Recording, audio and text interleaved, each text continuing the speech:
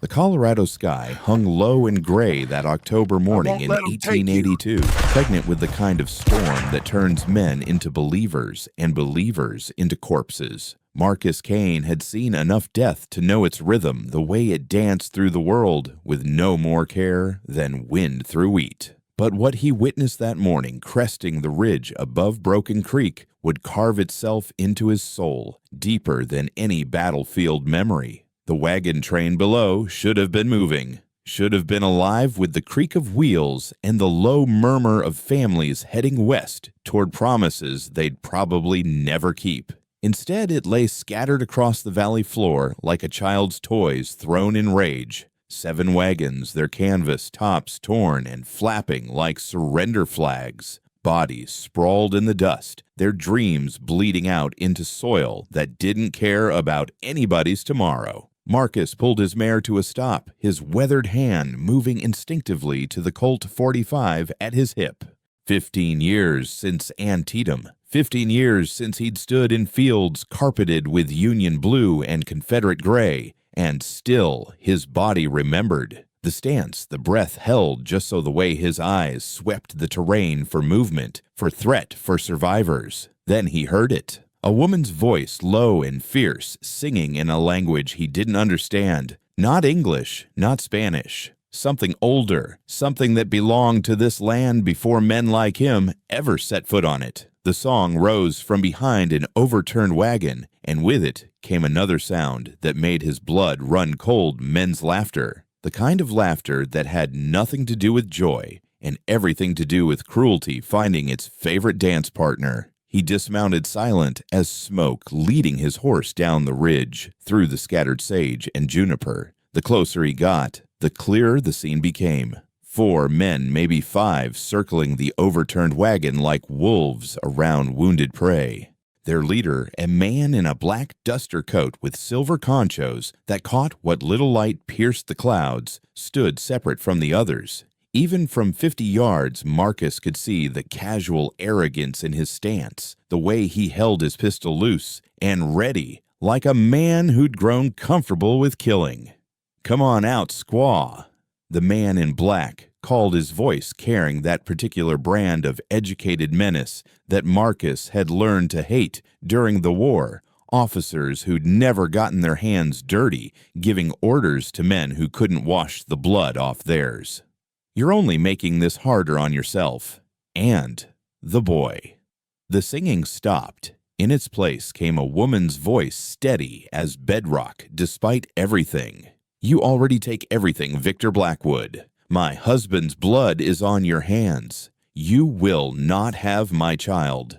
Victor Blackwood. Marcus knew that name the way every soul west of the Mississippi knew it. Railroad money, mining interests, and a trail of bodies from here to California. The kind of man who wore civilization like a mask over something much older and hungrier. "Your husband should have sold when I made my generous offer," Blackwood said, examining his fingernails like they were the most interesting thing in this valley of death. "The gold under your sacred mountain doesn't care about your prayers, and neither do I. Now I'll ask one more time. Where's the deed?" A child's cry pierced the morning, quickly muffled. Marcus felt something shift in his chest, a fault line that had been still for years, suddenly grinding back to life. 8 years old.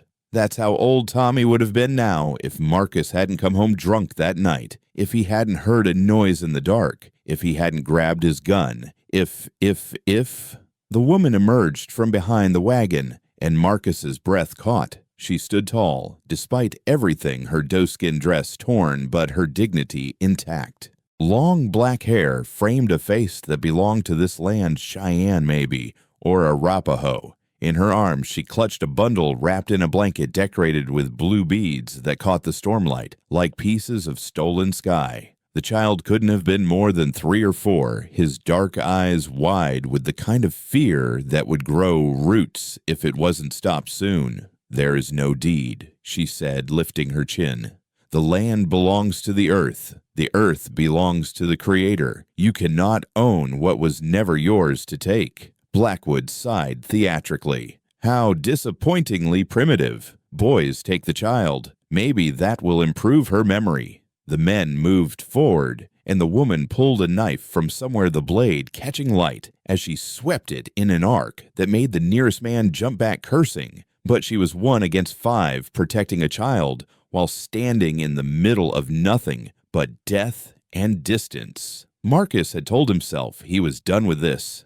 Done with violence, done with choosing sides, done with everything except the slow walk toward whatever darkness would finally take him. But his hands were already moving, muscle memory older than thought. The rifle slid from its scabbard, smooth as water, and he was walking down that slope before his mind could form a single reason why he shouldn't. The first shot cracked across the valley like Judgment Day coming early. Marcus put it right between Blackwood's feet, sending up a spray of dirt that made the man dance back cursing. The second shot took the hat clean off the nearest gunman's head. By the time they'd figured out where the shots were coming from, Marcus was already among them, moving with the terrible efficiency of a man who'd learned to kill before he'd learned to love. The lady said no. Marcus growled, his voice rough from too much whiskey and too little use. I believe that settles it.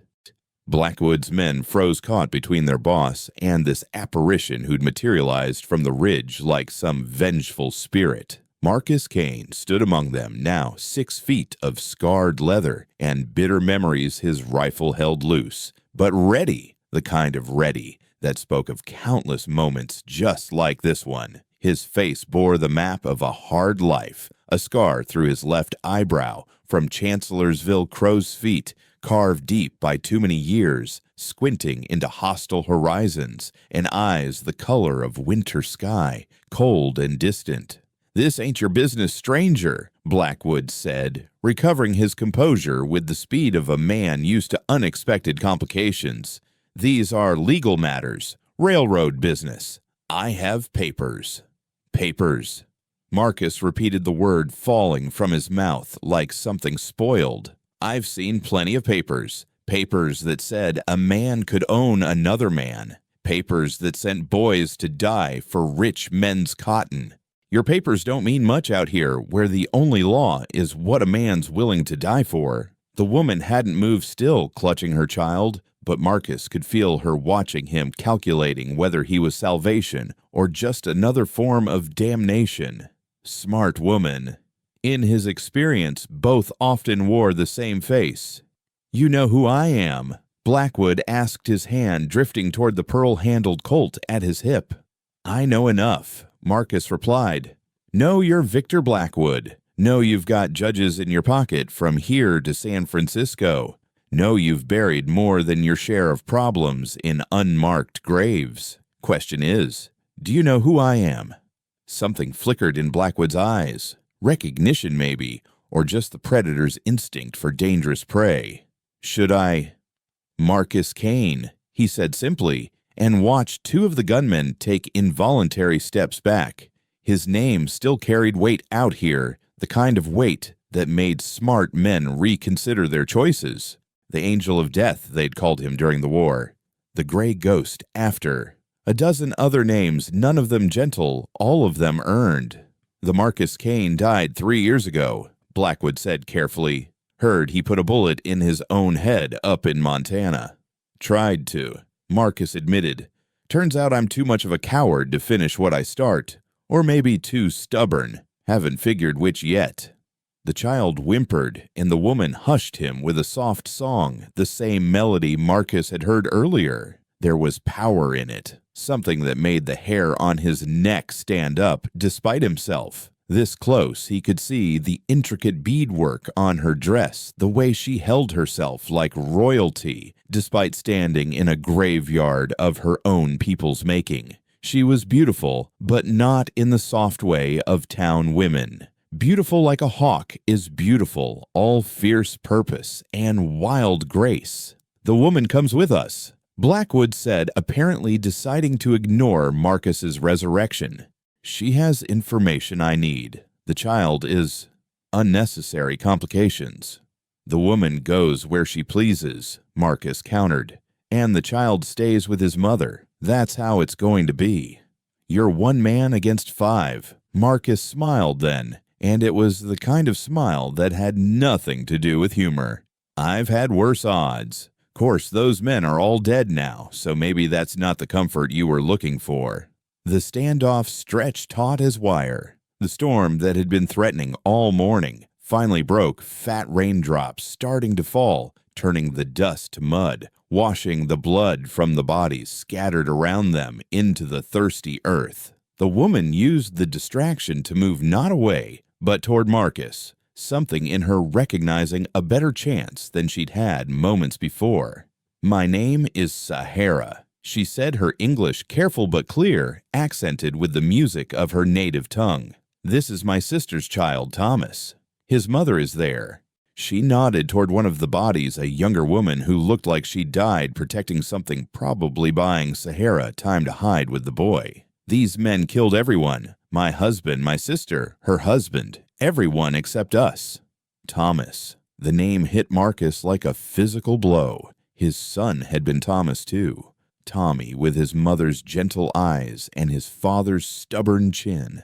Tommy who'd loved horses and hated vegetables and had been afraid of thunderstorms until Marcus told him that thunder was just the sky laughing at its own jokes. Why? Marcus asked, though he suspected he knew. It was always the same story out here. Land, gold, water, oil, something valuable enough to kill for. "The sacred mountain," Sahara said, "where my people have prayed for 7 generations. My husband found gold there, just traces in the stream. He was foolish enough to register the claim in town to try to do things the white man's way. Mr. Blackwood came with offers, then threats, then." She gestured at the carnage around them. "There's no deed," Blackwood interrupted, impatience bleeding through his civilized veneer. "The savage is lying. Her husband showed it to me himself before he died. Quite painfully, I might add." Sahara's eyes flashed, and for a moment Marcus saw something there that matched his own darkness, a fury born of loss too great to measure. "My husband died with honor," she said. "He gave you nothing." "We'll see about that," Blackwood said. He nodded to his men. "Take them both. Kill the stranger." What happened next would be debated in saloons and whispered around campfires for years to come. Some would say Marcus Kane moved like lightning. Others would swear he never moved at all, that his enemies simply fell like wheat before a scythe. The truth was both simpler and more complex. Marcus had learned long ago that most men hesitated before killing. A heartbeat, maybe 2, while their conscience had its say. He'd lost that hesitation somewhere between Antietam and Atlanta, carved it out of himself, with every order followed, every target dropped. So when Blackwood's men went for their guns, Marcus was already moving, already firing, already accepting whatever judgment would come. The first man fell with Marcus's rifle bullet in his shoulder, spinning him around and down into the mud. The second caught a boot to the knee that dropped him screaming. The third managed to clear leather before Marcus's gun butt connected with his temple, sending him into a sleep he wouldn't wake from soon. The fourth, smarter than his companions, threw his gun down and his hands up, backing away with the kind of wisdom that might let him live to see another sunrise. Which left Blackwood. The railroad man had his pearl-handled Colt out, now aimed not at Marcus, but at Sahara and the child. His meaning was clear as crystal. Interesting dilemma. Blackwood said, rain running off his hat brim like a curtain. "You're fast, Mr. Kane. Maybe fast enough to kill me before I can shift my aim to you, but not fast enough to stop me from pulling this trigger first. So what's it going to be? The woman and child you just met?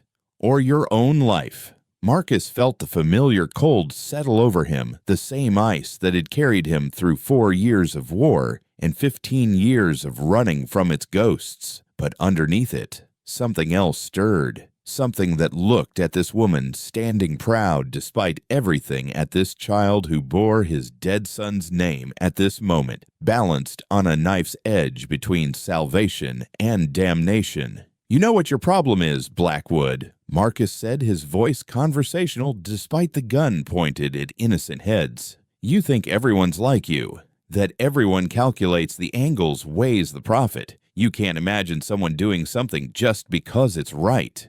Righteousness is a luxury I've found few men can afford. Maybe, Marcus agreed. But here's what you didn't calculate. I've got nothing left to lose. My son's dead. My wife's dead. I've been trying to join them for 3 years, but the whiskey won't do it fast enough. And I'm too yellow to eat my own gun. You want to shoot them? Go ahead. But you better make sure your second shot counts, because I promise you won't get a third. The rain fell harder now, turning the world into a watercolor painting, running at the edges. Thunder rolled across the valley, and little Thomas whimpered, pressing his face into Sahara's neck. She stood perfectly still, but Marcus could see her free hand moving slowly toward the knife at her belt. A fighter, this one. A survivor. Blackwood's finger tensed on the trigger, and in that fraction of a second, Marcus saw it all again. Not this moment, but another 3 years past in a cabin outside Fort Collins. The storm had been similar then to hammering against the windows like the fists of the damned. He'd been drinking same as every night since Shiloh, trying to drown memories that had learned to swim. You want to know what makes a man into a killer, Blackwood? Marcus said, his voice cutting through the rain. It ain't hate. It ain't even fear. It's love. Love for country. Love for family love, for something bigger than yourself. That's what makes you pick up a gun. But here's the thing nobody tells you. Once you start killing for love, you can't stop. It becomes all you know how to do. The memory crashed over him unbidden. Sarah's scream, the sound of a pistol firing in the dark, the lantern falling, casting wild shadows as he stumbled forward, still drunk, still holding the smoking gun. Tommy on the floor, his nightshirt spreading red, his eyes already going glassy. "Papa," the boy had whispered. "Papa, it hurts." My husband understood that, Sahara said suddenly, her voice pulling Marcus back to the present. He fought in your war, too, for the North. He believed in freedom and justice, but when he came home, he said the war had followed him. It was in his dreams, in the way his hands shook when he held our daughter. He died trying to protect what he loved, just as you did, Mr. Kane. Blackwood laughed, harsh and bitter. How touching, a gathering of broken soldiers and widows. You think your sob stories change anything. The world belongs to men with vision, with the strength to take what they want. My husband had vision, Sahara continued, seemingly unafraid of the gun pointed at her head. He saw a future where his children could live on the land of their ancestors without fear, where the sacred mountain would remain sacred. He wrote it all down, yes, but not on your white man's paper. He wrote it in the old way, in symbols that tell the story of 7 generations. You could torture him for 1,000 years and never understand what he wrote. Thomas stirred in her arms, lifting his head to look at Marcus with those deep brown eyes. "Scared," the boy whispered, and something broke inside Marcus's chest, sharp and clean as snapped bone. Sarah had taken her own life 2 days after Tommy's funeral, hanged herself from the same oak tree where they'd once pushed their son on a rope swing. She'd left a note, just 3 words, "I forgive you." But Marcus knew better. Forgiveness was just another word for a burden she was passing on, something he'd have to carry alone through whatever years remained. "I had a son once," Marcus heard himself saying, the words pulled out of him like splinters. Thomas, same as this boy, 8 years old, smart as a whip, brave as any soldier I ever served with. One night I came home drunk, heard a noise in his room, thought it was an intruder. The war had made me jumpy, made me see enemies in every shadow. I shot before my eyes could adjust to the dark. Killed my own boy while he was getting up to use the chamber pot. The rain had soaked through everything, now turning the ground into a mirror that reflected the gray sky. Sahara's expression had changed something in her, recognizing a kindred spirit in grief. "After that, I tried to die," Marcus continued. "But I was too much of a coward, so I wandered, took bounty hunting jobs, hoping someone faster would come along. Drank myself to sleep every night, hoping I wouldn't wake up. 3 years of that, and here I am standing in another graveyard looking at another child named Thomas and wondering if maybe God's got a sense of humor darker than mine. God, Blackwood spat. There is no God out here, Cain, just men and their choices. Maybe you're right, Marcus agreed. So here's my choice. I'm going to count to 3. On 3, you're going to lower that gun and ride away with whatever's left of your men. Or we're all going to find out together what comes after this. You're bluffing. Marcus smiled that terrible smile again. 1. Sahara pulled Thomas closer, her hand now firmly on her knife. She began to sing again, low and haunting, a death song maybe, or a prayer. The boy joined in his thin voice, mixing with hers. 2. Lightning split the sky, illuminating everything in stark white relief. In that instant, Marcus saw his son's face superimposed over young Thomas's saw. Sarah, in Sahara's fierce, protective stance, saw himself in Blackwood, another man whose choices had led him to this moment of reckoning. Blackwood moved, but not to shoot. He lowered his gun, something in Marcus's eyes convincing him that this was a man who'd already died and was just walking around waiting for his body to catch up.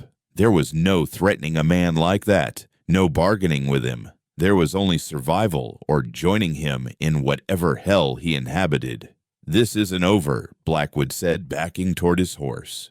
The railroad needs that land. The government wants that gold. You can't stop progress, Cain. You're just delaying the inevitable. Everything's inevitable given enough time, Marcus replied. Doesn't mean we have to help it along. Blackwood mounted his horse, his surviving men following suit, the wounded being helped into saddles. The woman knows where the deed is. She'll tell you eventually, or she'll tell someone else. And when she does, I'll know. I've got eyes and ears from here to Washington. You've made an enemy today, Cain. Added another ghost to your collection. Get in line, Marcus said flatly. They watched Blackwood and his men ride away, disappearing into the rain like a bad dream, dissolving in the morning light. Only when they were gone did Marcus lower his rifle, his hands finally beginning to shake. The adrenaline was leaving, and with it came the familiar hollow ache that had been his only constant companion these past 3 years. Why? Sahara asked. Why did you help us? Marcus looked at the boy in her arms, at those innocent eyes that would one day hold their own shadows. Maybe because I couldn't save my own Thomas. Maybe because I'm tired of watching the Blackwoods of this world take whatever they want. Or maybe because for the first time in 3 years, I had the chance to do something that wasn't about dying. She studied him for a long moment, this broken man standing in the rain like a scarecrow that had learned to fight back. My people believe that the spirits guide us to where we need to be, that every meeting has a purpose. And what's the purpose of this one? I don't know yet, she admitted. But Thomas needs protection. I need to get to my husband's people in the mountains. They will shelter us, but the journey is dangerous, especially now that Blackwood knows we survived. Marcus looked around at the destroyed wagon train, at the bodies that would need burying, at the long road that stretched ahead into an uncertain future. He thought about his plan to reach Denver to finally drink himself into the grave he'd been courting. It had seemed like such a clear path just an hour ago. I'll take you, he heard himself say, to the mountains. After that, we go our separate ways. Sahara nodded, accepting his terms. But there was something in her eyes that suggested she saw more than he was willing to admit. We should bury the dead first. My sister, her husband, the others. They deserve that much. Marcus agreed, and they spent the rest of the day digging graves in the rain-softened earth. Thomas helped in his small way, gathering stones to mark the graves, singing little songs his mother had taught him. As they worked, Sahara told Marcus about each person they buried. The young couple who'd been married just 3 months heading west to start a farm. The old man who'd been a teacher carrying books to start a school in California. Her sister Morning Star, who'd love to dance and could make anyone laugh even in the darkest times. She trusted me with her son, Sahara said as they stood over Morning Star's grave. Made me promise if anything happened to her, I'd raise him as my own, that I'd teach him the old ways but also help him walk in the white man's world. She said he would need both to survive what's coming. What's coming? The end of our world, she said simply. Not today, not tomorrow, but soon. The buffalo are almost gone. The sacred places are being torn apart for gold and silver. Our children are being taken to schools where they're taught to be ashamed of who they are. My husband believed we could find a middle way, use the white man's laws to protect what's ours. But now... She didn't finish, but Marcus understood. Hope was a luxury the defeated couldn't afford. He'd learned that lesson well enough. As the sun began to set, painting the storm clouds in shades of amber and rose, they made camp in a grove of cottonwoods near a stream. Marcus built a fire while Sahara fashioned a shelter from salvaged canvas and rope. Thomas sat between them, playing with a small wooden horse his aunt had carved for him, making it gallop across the ground while providing sound effects. "Your son," Sahara said suddenly. "Tell me about him. The living him, not the dying." Marcus stared into the fire, watching the flames dance. Nobody had asked him that in 3 years. Everyone who knew focused on the tragedy, on the ending, never on the boy himself. Tommy loved storms, Marcus said finally, his voice rough with disuse and memory. Not at first, mind you. When he was little, maybe 4 or 5, thunder would send him running to our bed. Sarah would hold him close, and I'd tell him stories about Thor and his hammer making thunder as he rode across the sky. By the time he was 7, he'd stand on the porch during storms, arms spread wide, laughing as the rain soaked him through. Said he was catching God's tears to water his mother's garden. The fire crackled between them, sending sparks up into the darkening sky. Thomas had fallen asleep against Sahara's side, the wooden horse still clutched in his small hand. She stroked his hair, absently, her eyes on Marcus. "He sounds like he was full of life," she said softly. "Full of questions, more like," Marcus replied, a ghost of a smile touching his lips. "Why is the sky blue, Papa? How come horses don't have wings? If God made everything who made God?" Sarah used to say he could talk the ears off a cornstalk. Smart, too. Taught himself to read before he was 6 just by watching his mother with her Bible. She was so proud. His voice trailed off, lost in the smoke rising from the fire. Sahara waited patient as stone, understanding that some stories needed their own time to be told. The night it happened, Marcus continued, there was a storm, like today, but worse. Lightning hitting so close you could smell the metal in the air. I'd been at Murphy's Saloon drinking away another anniversary. Shiloh, 3,000 dead in 2 days, and somehow I walked away without a scratch. Never seemed right surviving that. The whiskey helped me forget at least for a few hours. He picked up a stick, poking at the fire, watching the embers dance. I came home late, drunk as a lord. Sarah had already gone to bed, tired of my excuses, tired of me. There was a crash from Tommy's room, thunder, I know now, must have knocked something over. But drunk as I was, all I could think was that someone had broken in. The war had made me paranoid. Every shadow was a Confederate spy. Every noise was an attack. I grabbed my pistol from the mantel and... The stick in his hand snapped the sound sharp in the quiet night. I didn't even call out. Didn't warn whoever I thought was there. Just kicked open the door and fired into the dark. 1 shot. That's all it took. 1 shot to destroy everything good I'd ever done or ever would do.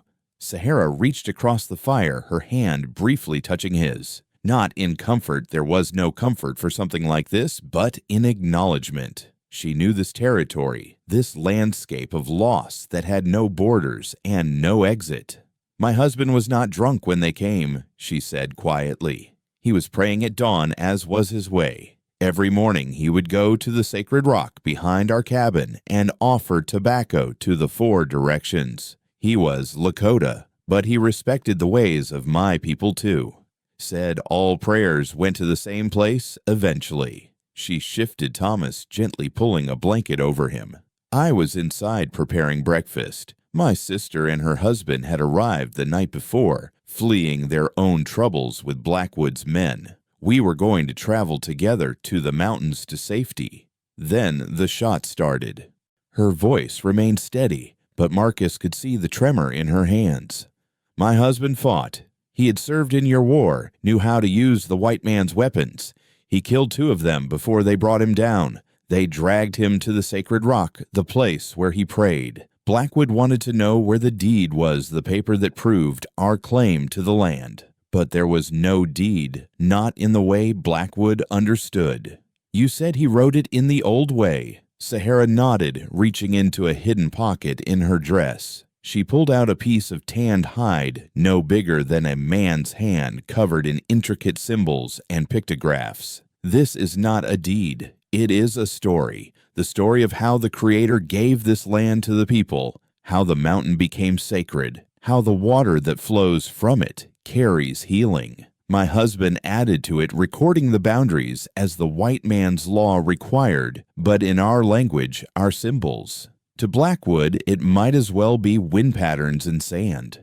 Marcus studied the hide in the firelight. The symbols meant nothing to him, but he could feel their weight, their importance. And this is what Blackwood killed all those people for. No, Sahara said, putting the hide away. He killed them because he could, because we were in his way. The paper is just his excuse. Men like him always need an excuse to make their cruelty look like business. They sat in silence for a while, listening to the night sounds, crickets and owl in the distance, the crackle of the fire. Thomas stirred in his sleep, mumbling something in Cheyenne, and Sahara sang softly to quiet him. You don't trust me, Marcus said. It wasn't a question. I trust that you helped us today. I trust that you carry your own ghosts. But real trust is earned through time and action, not through shared sorrow. Fair enough. So why let me travel with you? She looked at him directly, then her dark eyes reflecting the firelight. Because Thomas asked me to. Marcus blinked confused. The boy, he hasn't said 3 words since.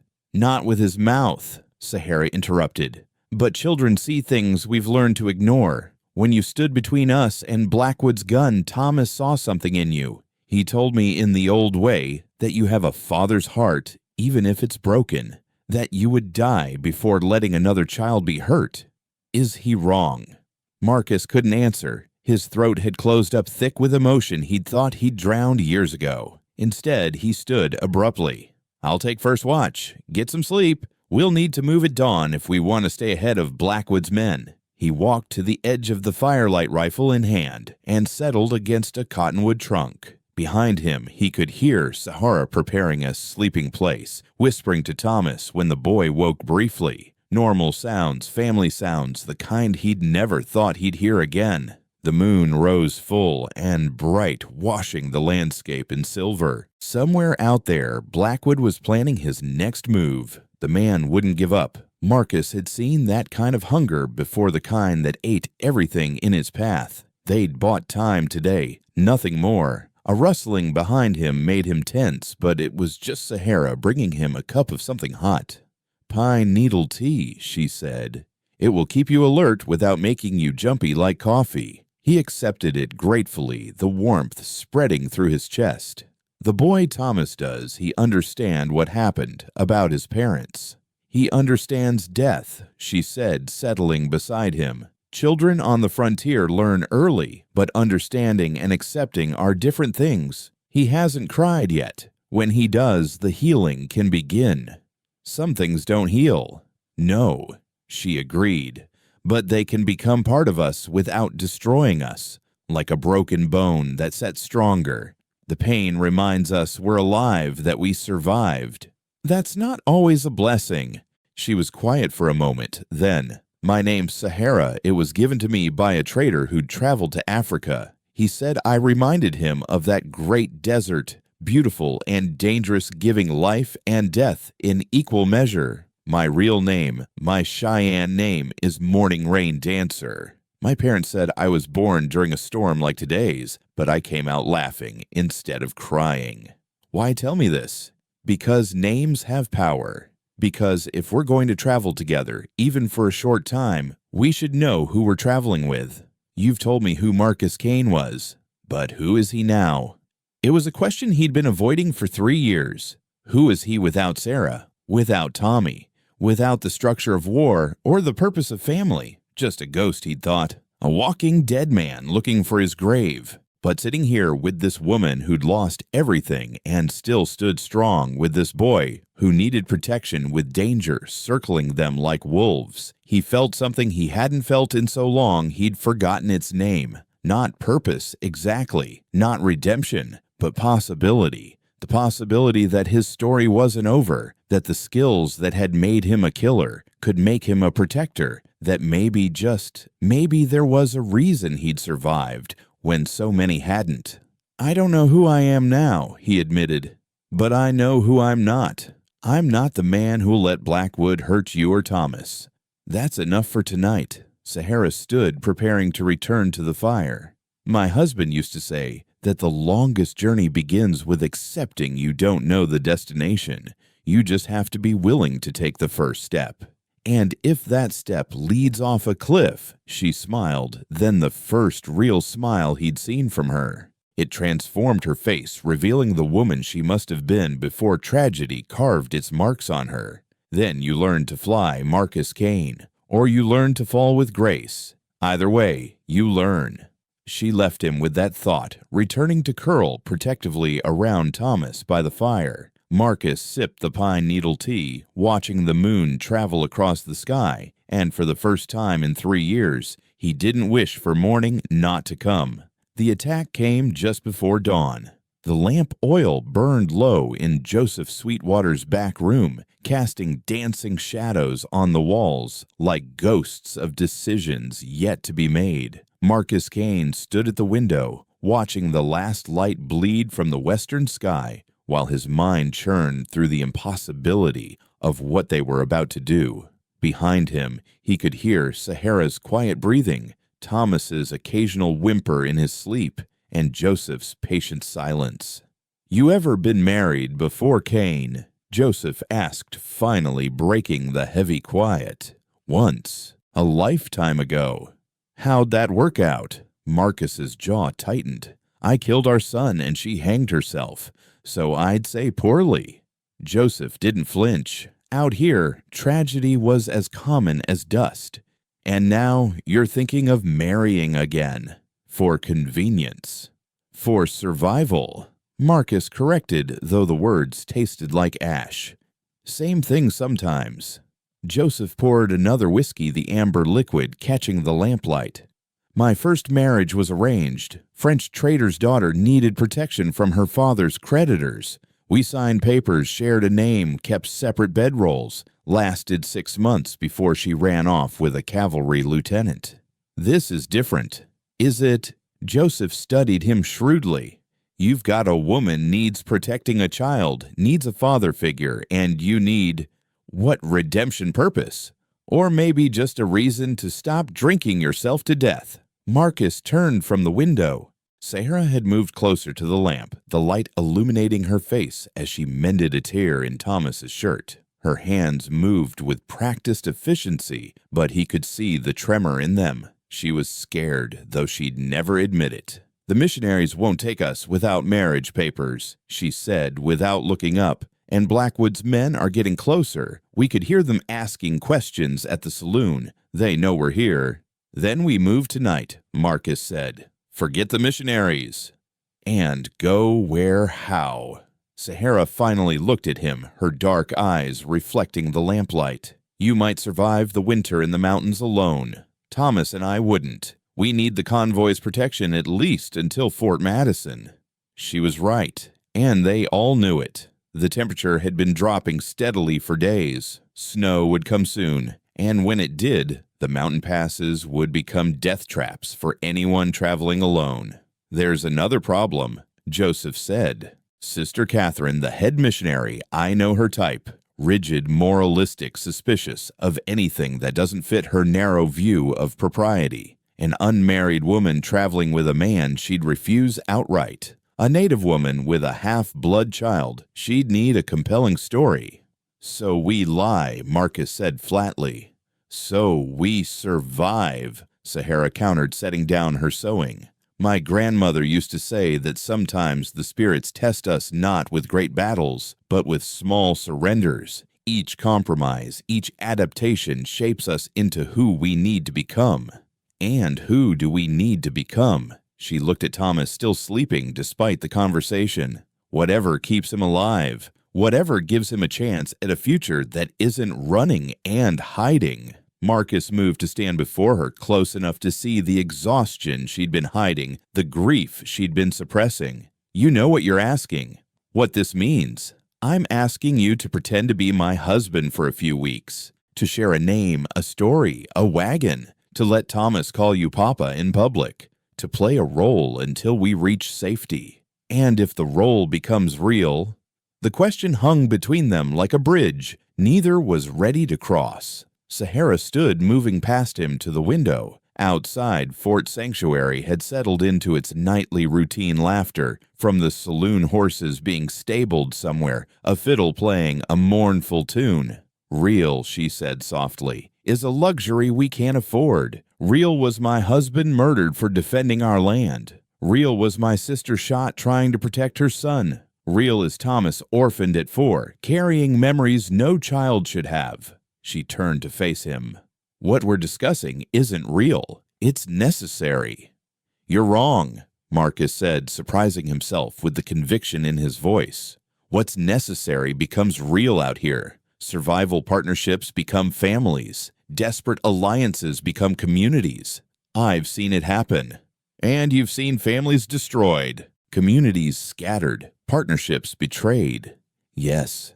They stood facing each other, two damaged people calculating the cost of hope against the price of isolation. Thomas stirred in his sleep, mumbling something in Cheyenne. Sahara moved immediately to his side, smoothing his hair, humming low and soft until he settled. Marcus watched her, seeing not just a woman protecting a child, but an entire world of tradition and strength that men like Blackwood wanted to destroy.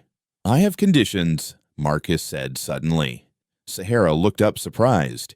"You're agreeing. I'm negotiating. First condition, I don't pretend to own you. Whatever act we put on for the missionaries between us, there's respect. You make your own choices." "Agreed. What else?" "Second, when we reach the mountains, if your people don't accept me, I leave without argument. No scenes, no claims. I just go. And Thomas. Thomas stays with you, always. He's lost enough parents." She studied him for a long moment. "You're already thinking like a father. I'm thinking like someone who knows what it's like to lose a father, and to be one who failed. You didn't fail, Marcus. You made a terrible mistake in a moment of confusion. The result's the same. My boy is dead. But Thomas isn't, and he needs you." She paused, choosing her words carefully. "I need you, not just for protection, but for what you represent to him. Strength without cruelty, power without abuse. He's seen too many men use violence carelessly. You use it precisely only when necessary. You barely know me. I know enough. I know you stood between us and Blackwood when you could have ridden on. I know you carry your guilt like a physical weight. I know you look at Thomas and see a chance for something not redemption exactly, but purpose." Marcus sat heavily in a chair, suddenly exhausted. 3 years of running, drinking, seeking death. And now this a chance to protect, instead of destroy, to build, instead of tear down. It terrified him more than any gunfight. "What are your conditions?" he asked. "First, no drinking while we're together, not a drop." His hand moved involuntarily to where his flask usually sat. "That's non-negotiable. I need you sharp, present, reliable." He nodded slowly. The whiskey had been his companion, his medicine, his slow suicide. Giving it up meant facing every memory, every ghost, without buffer. "Second," she continued, We tell Thomas the truth, or as much as he can understand. I won't have him building false hope only to have it shattered." "Agreed." "Third," she hesitated, color rising in her cheeks, "physical boundaries. We might share space, but nothing more. This is a business arrangement." "Of course." "And fourth, when this is over, when we're safe, we part as friends. No obligations, no debts, no looking back with regret. That's what you want, to just walk away. That's what's fair. You'll have done your part, I'll have done mine. Clean break, clean conscience." Marcus stood walking to where his rifle leaned against the wall. He checked it automatically, fingers finding every familiar groove and scratch. "You know what I think? I think we're both so scared of feeling anything real that we're building walls before we even start. But fine. Agreed. All conditions accepted." Joseph, who'd been silent through this negotiation, finally spoke. "Then we'd better get Reverend Mills. He's leaving town tomorrow, and you'll need the papers dated before you join the convoy." "Now?" Sahara asked. "Tonight?" "Tonight," Joseph confirmed, "before either of you loses your nerve." While Joseph went to fetch the Reverend Marcus, and Sahara stood awkwardly in the small room, the weight of their decision settling over them like snow. "We need a story," Marcus said. "Something the missionaries will believe. You're a widower, I'm a widow. We met at Fort Laramie. You were working as a scout, I was traveling with my sister's family. After the attack, you offered protection. Why would I do that?" "Because you're a good Christian man who couldn't let a woman and child face the wilderness alone." Marcus snorted. "Nobody's going to believe I'm a good Christian man." "Then you're a man seeking redemption through good works. That's believable enough." "And the marriage." "Why so quick?" Sahara's jaw tightened. "Because good Christian folk don't travel together unmarried. Because Thomas needs a father's name for protection. Because," she paused, "because sometimes people recognize kindred spirits in their grief. That last part's not entirely a lie. The best lies never are." Reverend Mills arrived within the hour, thin and nervous, clutching his Bible like a shield. He looked between them with obvious skepticism. "This is highly irregular," he said. "Marriage is a sacred bond not to be entered lightly." "Nothing about our situation is light," Reverend Sahara replied, her voice taking on a submissive tone that made Marcus's skin crawl. He'd seen her face down armed men without flinching, and now she had to pretend weakness for this man's approval. "And you, Mr. Carson," Marcus supplied. "Samuel Carson. Mr. Carson, you're prepared to take this woman and her child as your responsibility.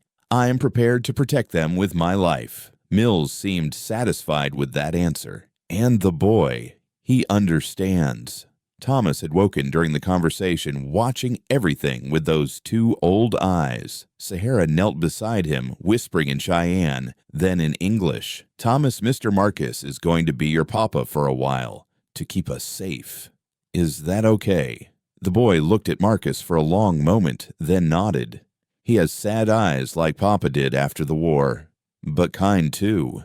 Out of the mouths of babes, Marcus thought. The ceremony was brief, perfunctory. Mills read the standard vows while Joseph and his crow wife stood as witnesses. When he reached, "Do you take this woman?" Marcus found his throat tight. The last time he'd said these words, he'd meant them with every fiber of his being. Now they were just sounds, necessary lies. Or were they? As Sahara repeated her vows, her voice steady despite everything Marcus watched her face. She was beautiful, but not in the soft way Sarah had been. This was beauty forged in hardship, refined by loss, strengthened by determination. When she said, "I do," something in his chest shifted like ice, beginning to crack after a long winter. "You may kiss the bride," Mills said. They both froze. This hadn't been discussed, hadn't been planned for. Sahara moved first, rising on her toes to press her lips briefly to his cheek. "For appearances," she whispered. But even that small contact sent electricity through him. When was the last time someone had touched him with anything other than violence or pity? Mills signed the certificate with a flourish. May God bless this union, irregular as it may be. After he left, they stood in the lamplight, legally bound strangers. Thomas had fallen back asleep, exhausted by the day's upheaval. Joseph discreetly withdrew, leaving them alone. "It's done," Sahara said quietly. "It's begun," Marcus corrected. She looked at him questioningly. "The deception, the performance. Whatever this is, it's just beginning." He picked up the marriage certificate, studying their false names. "Tomorrow we become the Carsons. Tomorrow we start pretending to be a family." "Yes." "Are you ready for that?" She moved to gather Thomas in her arms, the boy instinctively curling into her warmth. "I've been pretending to be strong since my husband died, pretending to know what I'm doing since my sister was killed. What's one more pretense? Maybe this one won't have to be pretense forever." She looked at him sharply. Don't make this harder than it needs to be." "I'm just saying." "I know what you're saying, and I'm asking you not to.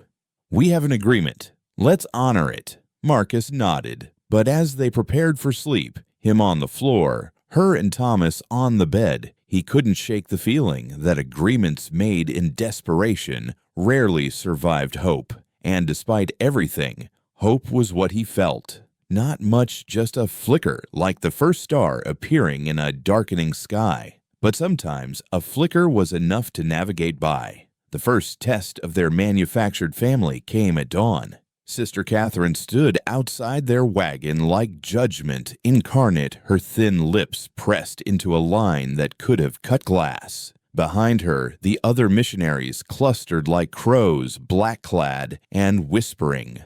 "Mr. and Mrs. Carson," she said the words, dripping suspicion. "I've been reviewing your documents." Marcus helped Sahara down from the wagon, his hand at her waist, in what he hoped looked like husbandly concern. She'd coached him on this the night before, not too familiar, but not distant either, the touch of a man still learning his new wife's rhythms. "Is there a problem, sister?" Sahara asked, keeping her voice soft, submissive. It made Marcus want to punch something, seeing her diminish herself for this woman's approval. "Your marriage certificate is dated yesterday. Rather convenient, wouldn't you say?" "Nothing convenient about losing your first family," Marcus said, letting grief color his voice. It wasn't hard, the grief was always there, just beneath the surface. "We found comfort in shared loss." Thomas needed stability. "Where's the sin in that?"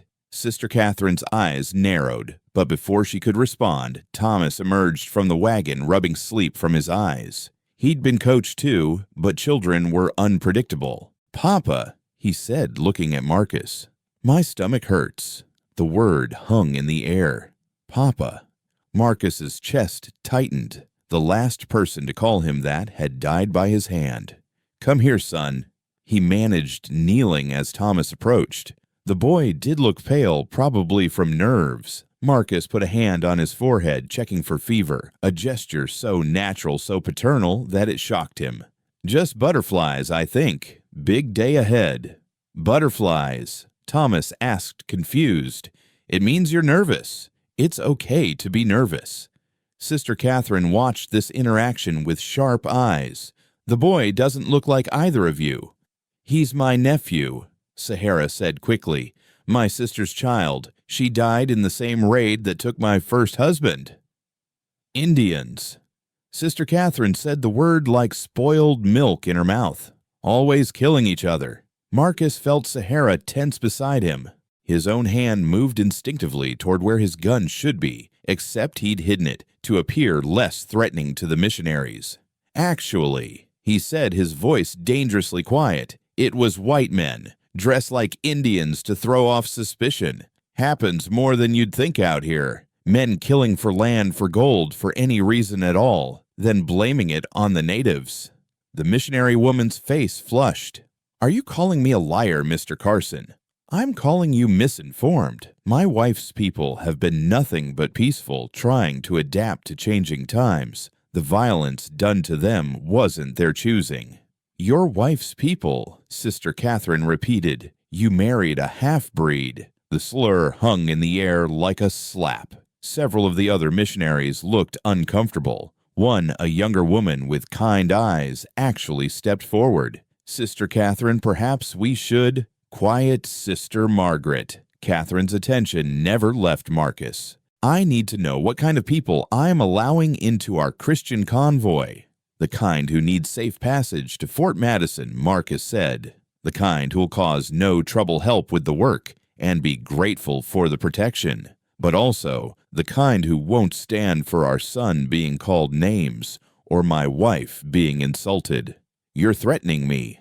"I'm establishing boundaries." "There's a difference." They stood locked in silent combat, the convoy watching. Finally, O'Brien rode up, breaking the tension. "Problem here?" he asked mildly, though his hand rested on his sidearm. "No problem," Sister Catherine said coldly. "I was just explaining to the Carsons that this is a Christian convoy. We have standards of behavior." "Good to know." O'Brien replied, "I'm sure they'll fit right in. Good Christian folks from what I can see. Now, shouldn't we be moving? Daylight's wasting." The missionary woman huffed, but retreated to her wagon. As the convoy began to form up, Sister Margaret approached them. "I'm sorry about that," she said quietly. "Sister Catherine is dedicated to her vision of righteousness." "Her vision seems pretty narrow," Marcus observed. Margaret smiled slightly. "Perhaps. But she does genuine good, too. The school she plans to establish will educate Native children, give them opportunities." "Educate them to be white," Sahara said flatly. "Teach them to be ashamed of who they are." "Or teach them to survive in a changing world," Margaret countered gently. "I know it's not ideal, but isn't adaptation better than extinction?" Before Sahara could respond, Thomas tugged on Marcus's coat. "Papa, can I ride with you today?" "Not in the wagon." That word again. "Papa." Each time was a knife and a balm simultaneously. "Can you handle a horse?" Marcus asked. "My real papa taught me," Thomas said, then looked stricken. "I mean, it's okay," Marcus said quickly. "He was your real papa. He always will be. I'm just the papa who's here now." Thomas considered this with the serious concentration only children could manage. "Can I have two papas, one in heaven and one here?" Marcus's throat closed entirely. He could only nod. They traveled that day with Thomas riding between Marcus and the wagon where Sahara watched them both with unreadable eyes. The boy was a natural rider, comfortable in the saddle despite his young age. He chattered about horses, about the clouds that looked like buffalo, about whether angels needed horses in heaven or if they just used their wings. "My mama had pretty wings," he said suddenly. "In my dream, she flew away from the bad men." Marcus glanced at Sahara, who had gone very still. "That's a good dream," Marcus said carefully. "Better than—" He stopped. "Better than my dreams," he'd been about to say. Dreams where Tommy asked why over and over, blood spreading across his nightshirt like spilled ink. Better than what Thomas asked. Better than no dreams at all. That evening, they made camp near a small creek. The missionaries gathered for their evening prayers and hymns, voices rising into the purple dusk. The Carsons were expected to join another part of their performance. Marcus stood awkwardly as the prayers began, the words, familiar but foreign. He'd prayed once before the war, before everything went to hell. Sarah had been devout, reading scripture every morning, teaching Tommy about David and Goliath, Daniel in the lion's den, all the stories of unlikely survival through faith.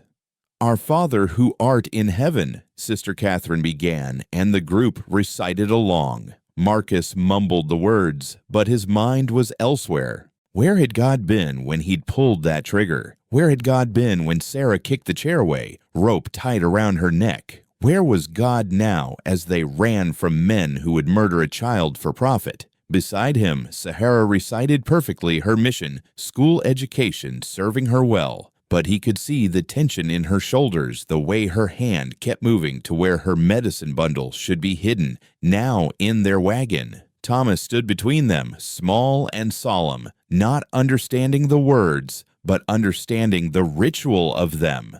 When the prayers ended, he tugged on Sahara's dress. "Can we do our prayers too?" He whispered. "The real ones. Later," she promised, "when we're alone." After dinner, beans and hardtack, monotonous but filling, they retreated to their wagon. The other families did the same, leaving only the night guards and the dying embers of cook fires. Inside, the wagon cramped, but Private Sahara finally relaxed. She pulled out her medicine bundle, unwrapping it carefully. The smell of sage and sweetgrass filled the small space. "I hate this," she said quietly, pretending their prayers are the only true ones, letting them look at us with pity and disgust. "It won't be forever," Marcus said. "Won't it? This is Thomas's future, always pretending, always adapting, always making himself smaller to fit into their world, or learning to walk in both worlds, being a bridge." She looked at him sharply. "Is that what you think you're doing? Being a bridge. I'm trying to keep you alive. Bridge building is above my capabilities." She was quiet for a moment, then began to sing softly in Cheyenne. Thomas curled against her, his eyes drooping. The melody was haunting, beautiful nothing, like the rigid hymns of the missionaries. "What does it mean?" Marcus asked. "It's a protection song, asking the spirits to watch over travelers to guide them through danger." She paused. "My mother sang it to me when I was afraid, and it helped. It reminded me I wasn't alone, that I was part of something larger, my family, my people, the earth itself." "I used to feel that," Marcus said, surprising himself. "In the war at first, part of something bigger, something important. Then I saw what we were really doing, boys killing boys over rich men's principles. After that, I only felt alone." "You're not alone now." "No." She gestured to the small space, Thomas between them, the wagon creaking as it settled for the night. "This is real, even if the reasons for it aren't. We're here together alive. That's not nothing."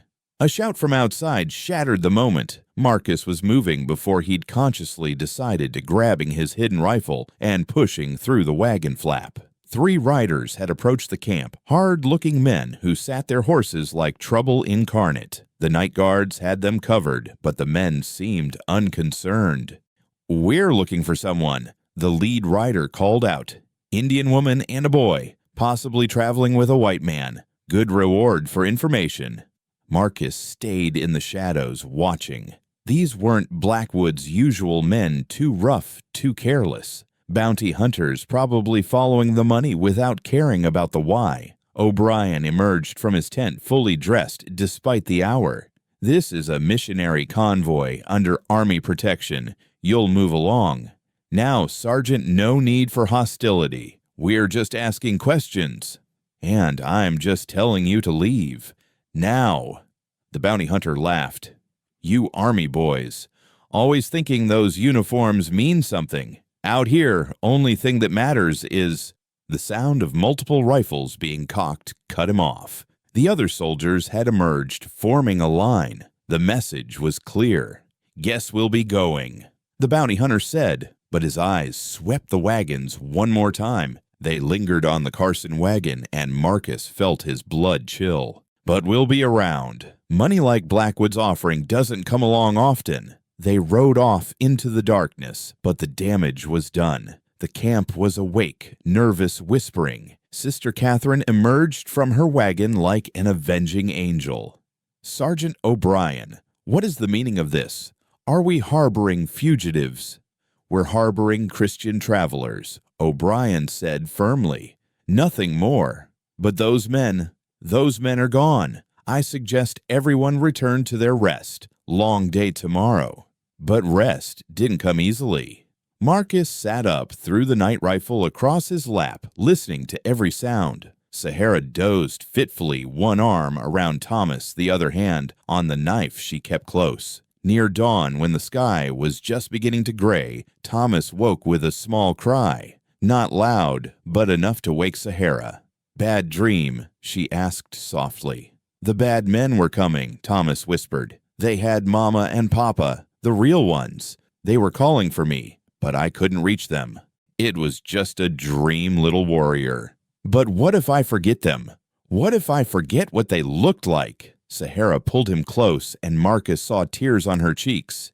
You won't forget. I won't let you. Every night we'll remember them together. Their faces, their voices, their love. They're part of you forever. Will you help me remember too, Papa Marcus? The name, both parts of it, hit Marcus like a physical blow. Not just Papa, but Papa Marcus, acknowledging both the role and the man. Yes, he said roughly. I'll help you remember.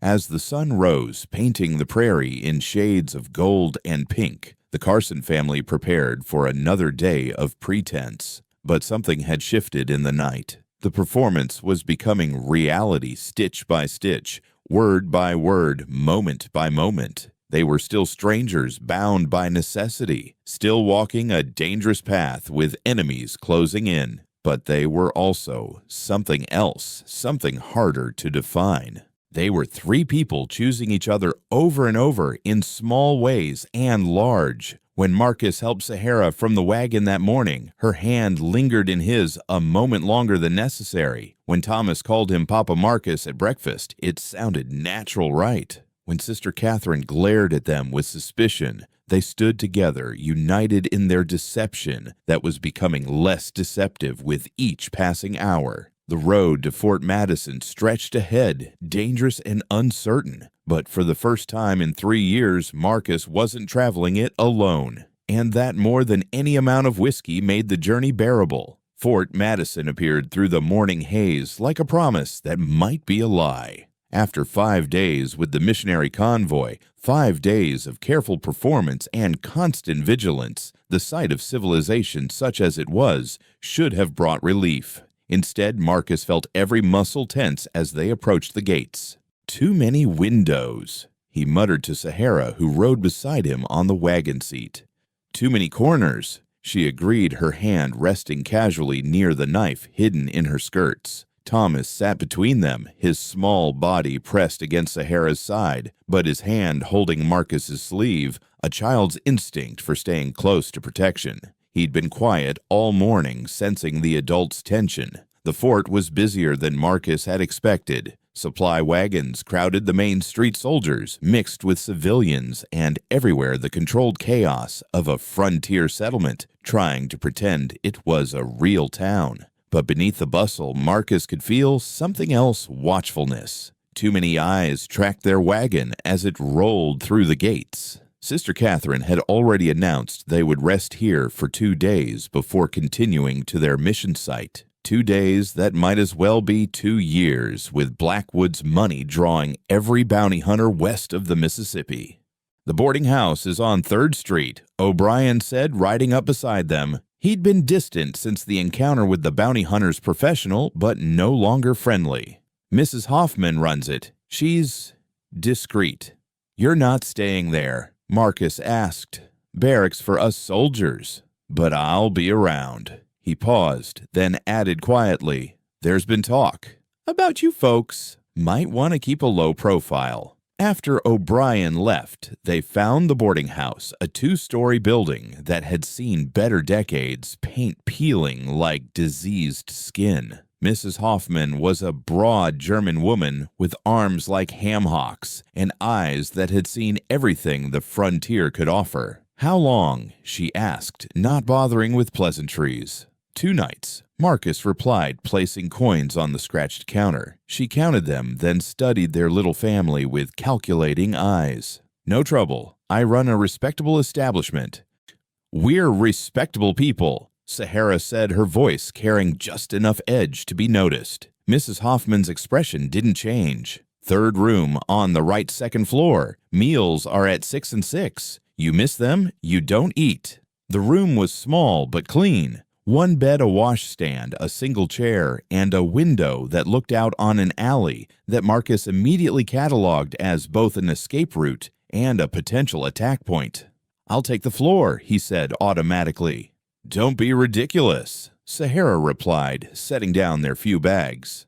"Thomas can sleep between us. We're supposed to be married. Remember, Mrs. Hoffman will talk if she thinks something's strange." The casualness of her suggestion sharing a bed, even with a child between them, hit Marcus unexpectedly. 3 years of sleeping alone, reaching across empty space for a wife who wasn't there, and now this practical arrangement that was somehow more intimate than anything purely physical could be.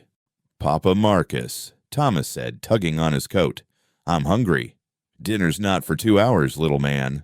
"I saw a man selling candy downstairs, peppermint sticks." Marcus looked at Sahara, who shrugged. "One piece won't hurt, but stay where we can see you from the window." As Thomas clattered down the stairs, Marcus positioned himself at the window, while Sahara unpacked their meager belongings. The normalcy of it, watching a child folding clothes, created an ache in his chest he couldn't name. "He's starting to be happy again," Sahara observed, joining him at the window, where they could see Thomas talking animatedly with the candy seller. "Children are resilient. Or they're good at pretending, like us." Marcus turned to look at her. In the afternoon light, he could see exhaustion written in every line of her face. "When's the last time you really slept, not just dozed with one eye open?" "The night before my husband died," she answered honestly. "4 weeks ago." "You can't keep going like this." "Watch me." "Sahara." "No." She cut him off.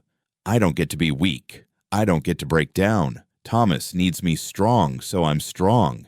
That's how this works. That's how you end up making mistakes that get people killed." She whirled on him, eyes flashing. "Like you did." The words hung between them like a blade. Marcus felt them cut deep, finding every guilty nerve. But instead of anger, he felt something like relief. Finally, someone saying what everyone thought. "Yes," he said simply. "Exactly like I did. I was exhausted, drunk, paranoid. I made a mistake that destroyed everything. Don't follow my path, Sahara." Her anger deflated as quickly as it had risen. "I'm sorry. That was cruel." "It was honest. I prefer honest." She sat on the bed, suddenly looking very young, despite everything she'd endured. "I dream about them, my husband, my sister. They ask why I survived when they didn't. They ask if I'm taking good care of Thomas. They ask." She paused. "They ask why I'm letting a white man raise their boy. You're not letting me do anything. We're both just trying to keep him alive." "Is that all we're doing?" Before Marcus could answer, Thomas burst through the door, peppermint stick in hand and eyes wide with excitement. "There's native people here," he announced. "Real ones like us. They're trading at the general store." Sahara and Marcus exchanged glances. This could be dangerous. Someone might recognize. Her word might spread. But the joy in Thomas's face at seeing people like himself was impossible to ignore. "We'll go look," Sahara decided. Carefully. The general store was crowded with the usual mix of settler soldiers and traders. But in one corner, a group of Cheyenne had set up their wares, beautifully beaded moccasins, painted hides, carved bone tools. An elderly woman sat in the center, her face a map of years and wisdom. Thomas pulled free from Sahara's hand, drawn like a magnet. He approached the elderly woman, and to Marcus's surprise, spoke in Cheyenne. The woman's face lit up, and she responded in kind, reaching out to touch Thomas's face gently. "What's she saying?" Marcus asked quietly. "She says he has his mother's eyes." Sahara translated, her voice thick. "She knew my sister. They traded together last summer." The elderly woman looked up at Sahara, then recognition dawning. She spoke rapidly, gesturing with gnarled hands. "She's asking about Morning Star, about Samuel," Sahara whispered. "I have to tell her." The conversation that followed was in Cheyenne, but Marcus didn't need translation. He could see grief pass across the elderly woman's face, see her reach for Sahara's hands, see tears that spoke a universal language. Then the woman looked at Marcus, studying him with eyes that seemed to see through flesh to soul. She spoke to Sahara, who looked surprised. "What did she say?" She said the spirits told her we would come." A woman of two worlds, a child of prophecy, and a ghost warrior seeking redemption. She said, "We're meant to walk together." "That's just superstition," Marcus said uncomfortably. The elderly woman seemed to understand his skepticism despite the language barrier. She reached into her bundle and pulled out 3 items: a small beaded pouch for Sahara, a carved wooden wolf for Thomas and for Marcus, surprisingly, a soldier's button, a Union button tarnished with age. She spoke again, and Sahara translated. "She says this button came from a soldier who saved her grandson during the Sand Creek Massacre. A soldier who disobeyed orders, who chose humanity over duty. She's been carrying it for 10 years, waiting to return it to where it belongs." Marcus took the button with shaking hands. He recognized it, the specific regiment insignia. His regiment. Before the war ended, before everything went to hell. "This is impossible," he said. "The spirits work in mysterious ways," the elderly woman said in broken English, smiling slightly. Before more could be said, a commotion erupted near the store entrance. 3 men had entered, and Marcus recognized the type, immediately hired guns, the kind that did dirty work, for whoever paid best. "We're looking for information," the lead man announced loudly, "about a native woman and child, traveling with a white man. Good money for good information." The store went quiet. Marcus's hand moved to his concealed pistol, but Sahara grabbed his wrist. "Wait," she whispered. The elderly Cheyenne woman stood slowly dignified despite her age. She walked directly to the hired guns, speaking in rapid Cheyenne, gesturing wildly. "What's she doing?" Marcus asked. "Creating a distraction," Sahara replied. "She's telling them she saw such people heading south toward Denver. Very convincing." The hired guns looked frustrated, unable to understand her, but catching enough of her gestures to think she had information. They tried to grab her to force her to speak English, and that's when the other Cheyenne traders stood up. It wasn't a fight, not exactly, but suddenly the hired guns found themselves surrounded by silent, stern-faced warriors who hadn't been warriors for years, but remembered how. The message was clear. Leave the grandmother alone. "We should go," Sahara murmured. While they're distracted, they slipped out the back. Thomas clutching his wooden wolf, Sahara holding the beaded pouch, Marcus still gripping the Union button. They made it halfway to the boarding house before running into someone Marcus had hoped never to see again. Well, well, Marcus Kane. The man stepping out of the shadows was tall, well-dressed, with the kind of smile that never reached his eyes. James Prescott, former Union intelligence officer, current freelance problem solver for whoever paid best. "Prescott," Marcus said flatly, "thought you were dead." "Disappointed. Immensely." Prescott's gaze shifted to Sahara and Thomas. "And this must be the family everyone's talking about, the ones worth $10,000. "We're the Carsons," Sahara said, but her hand had found her knife. "Of course you are," Prescott said smoothly. "Just like I'm an honest businessman." He looked back at Marcus. "Relax, Kane. I'm not here for the bounty. Too messy, too public. I'm here with a proposition." "Not interested." "You haven't heard it yet." Prescott pulled out a telegram. "From Judge Theodore Hamilton in Denver. Seems he's very interested in bringing Victor Blackwood down. Seems he thinks you might be the key to doing it." Marcus took the telegram, reading quickly. It was genuine. He knew Hamilton's style. Why would Hamilton care about Blackwood? Because Blackwood destroyed his brother's business, drove him to suicide. Hamilton's been looking for leverage ever since. And now, Prescott gestured to Sahara. He has it. A native woman with legal claim to land Blackwood wants. That's the kind of case that could set precedent. "We're not going to Denver," Marcus said. "No, where are you going then?" "The mountains. You think her husband's people will just welcome you with open arms? A white killer with blood on his hands." The words stung because they voiced Marcus's own fears. "What's Hamilton offering?" Sahara asked suddenly. Both men looked at her in surprise. "Protection," Prescott said. "Legal standing. A chance to hurt Blackwood, where it counts, in court in public, where he can't just shoot his way out."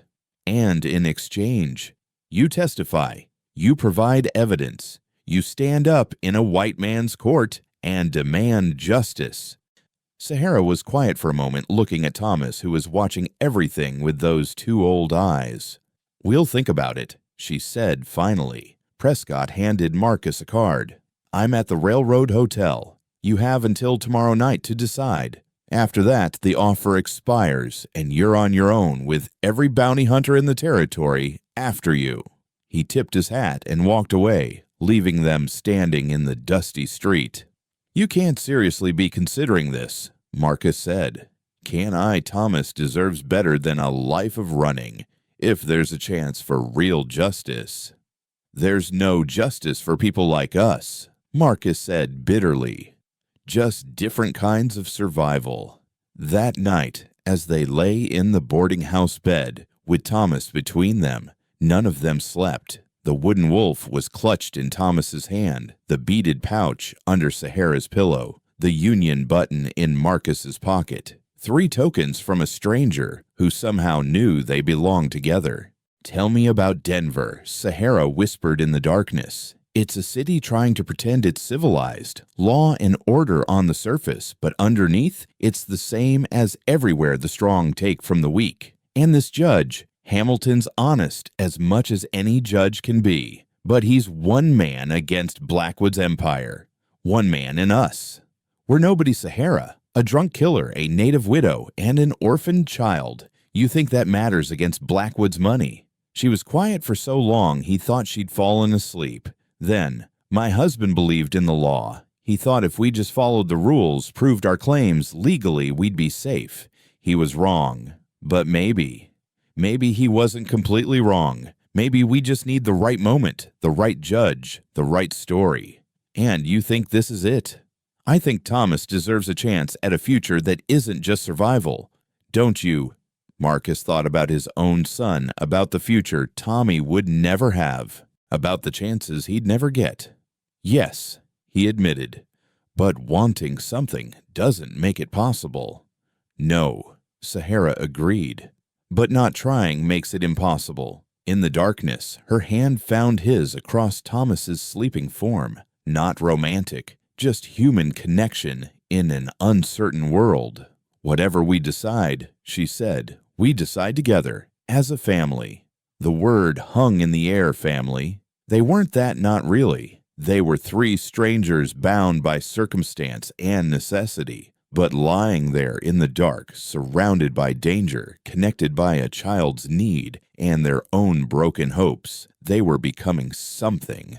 Not quite family yet, but no longer strangers either. Tomorrow they would have to choose run to the mountains and hope for sanctuary, or stand and fight in a courtroom where the deck was stacked against them.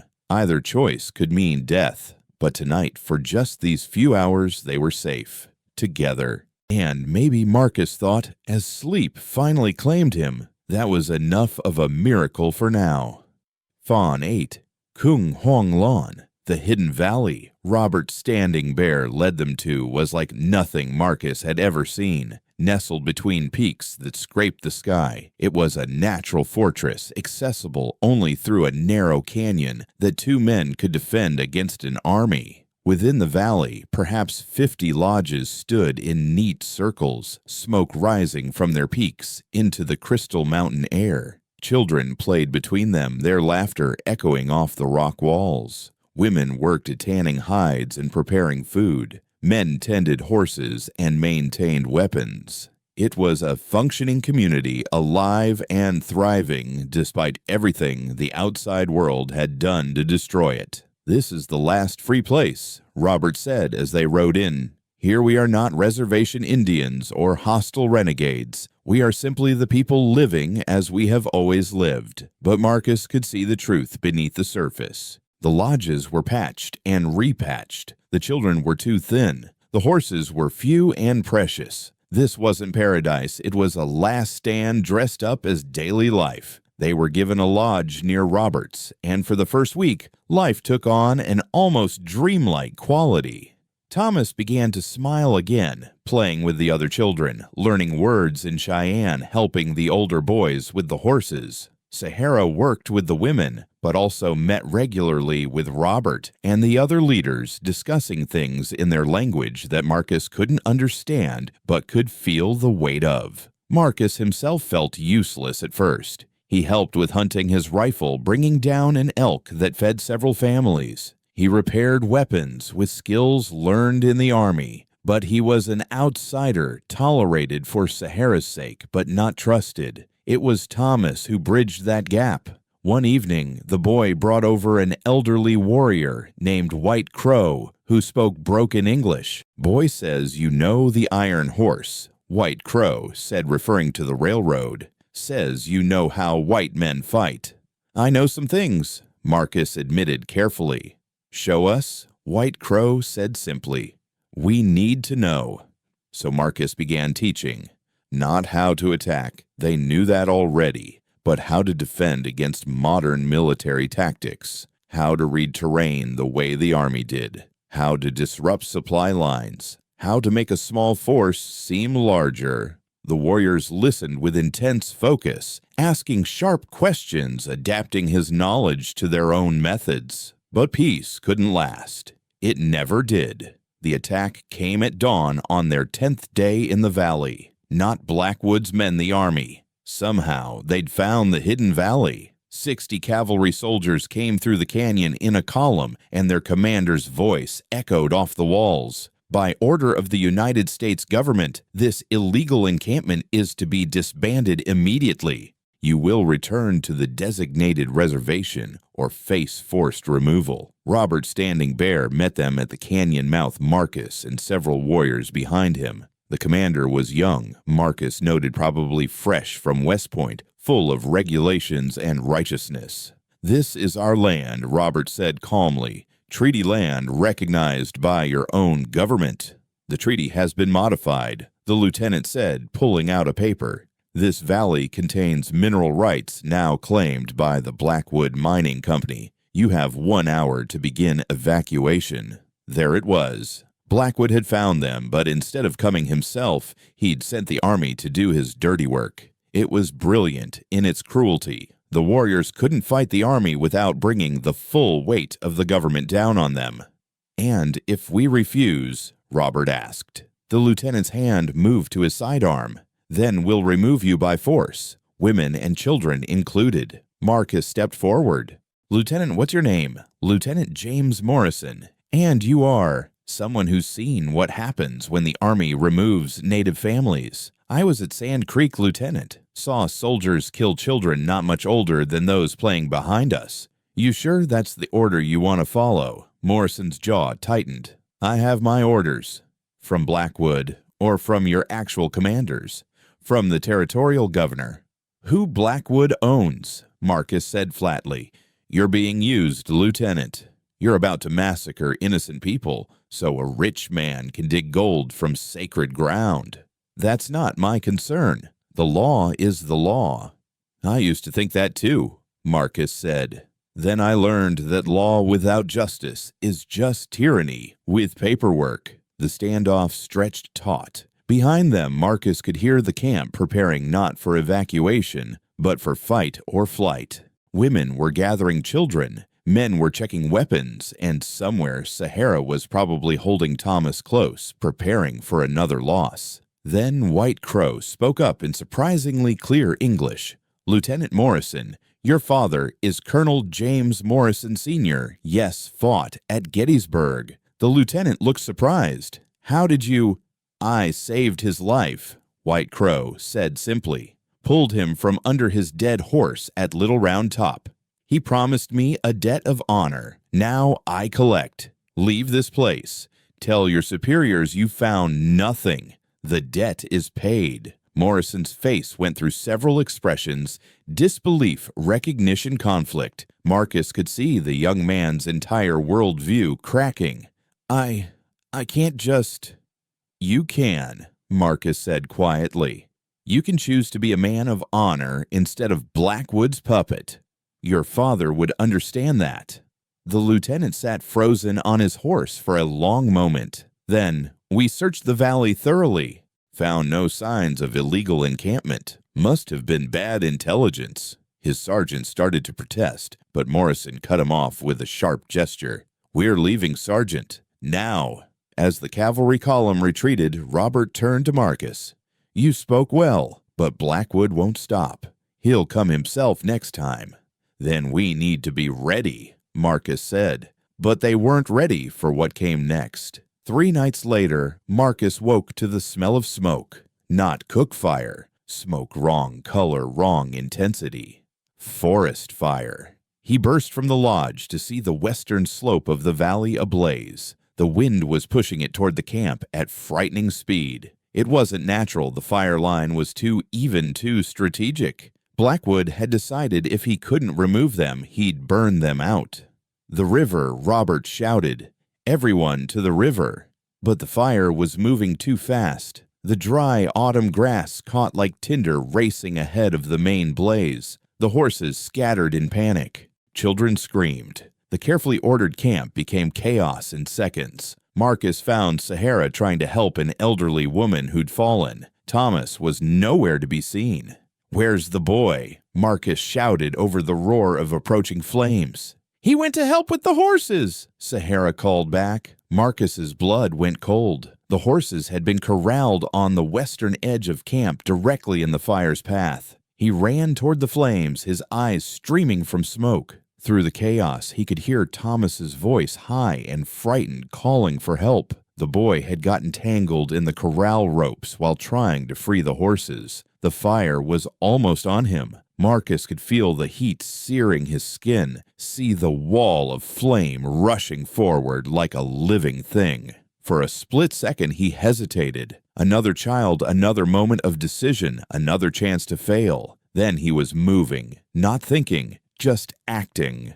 He dove through the smoke, found Thomas trapped against the corral fence, the ropes wound around his legs. Marcus's knife was outcutting, even as burning debris began to fall around them. "I've got you," he said, scooping the boy up. "Close your eyes and hold on." He ran through fire. Later, he would never be able to explain how. The flames seemed apart just enough the smoke cleared, just enough the ground stayed solid, just long enough. He emerged on the other side with Thomas in his arms, both of them singed and coughing, but alive. Sahara was there, tears streaming down her face, pulling them both into the river where others had taken shelter. The cold water was shocking against burned skin, but it was salvation.